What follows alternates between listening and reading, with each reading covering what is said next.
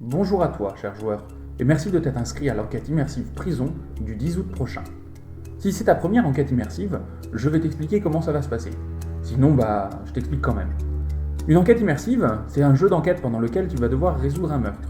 Pour ça, tu vas avoir accès à tout un tas d'indices, pouvoir interroger les suspects ou alors encore inspecter la scène de crime. Mais attention, tu vas avoir 45 minutes et pas une de plus pour tout résoudre. Et pour cette enquête immersive prison, je t'emmène le 18 août 1987 au sein de la prison de Spandau, où Rudolf Hess, le dernier locataire des lieux, a été retrouvé pendu la veille. Comment ça, tu connais pas Rudolf Hess ?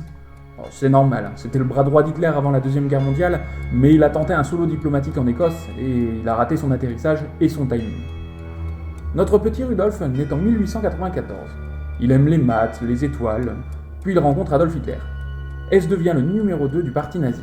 Mais attention, c'est pas une promotion, c'est plutôt comme devenir sous-chef dans une pizzeria en feu.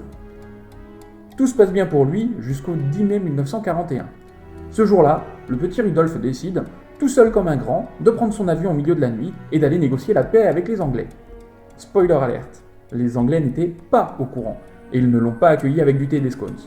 Résultat, arrestation, incompréhension générale, un Adolf Hitler qui pète un câble et une carrière diplomatique qui se termine dans un champ écossais. Rudolf signe alors un bail de location pour une prison en Angleterre jusqu'à la fin de la guerre. Puis, après le procès de Nuremberg en 1946, il est envoyé en congé sabbatique longue durée pour la prison de Spandau à Berlin-Est avec 7 autres dignitaires nazis. Spandau, c'est une prison un peu particulière. Elle est gérée par les 4 puissances alliées, la France, le Royaume-Uni, l'URSS et les États-Unis. Chaque mois, c'est à qui le tour pour surveiller les lieux. Une sorte de colocation diplomatique quoi, mais sans apéro. Chaque détenu reçoit un numéro à son arrivée. Plus de nom, plus d'identité, juste un chiffre. Rudolf Hess devient le prisonnier numéro 7. Pas très glamour, mais ça évite les autographes. Et niveau sécurité, 6 miradors, des barbelés, des ordres de tir à vue et une porte unique. Ça donne envie, hein ? Et quand Hess devient le seul pensionnaire en 1966, après la sortie de tous ses copains nazis, on garde 20 surveillants, 4 directeurs, des médecins, un cuisinier, et tout ça pour un seul homme. Coût annuel environ 700 000 marks. Le contribuable berlinois a dû apprécier.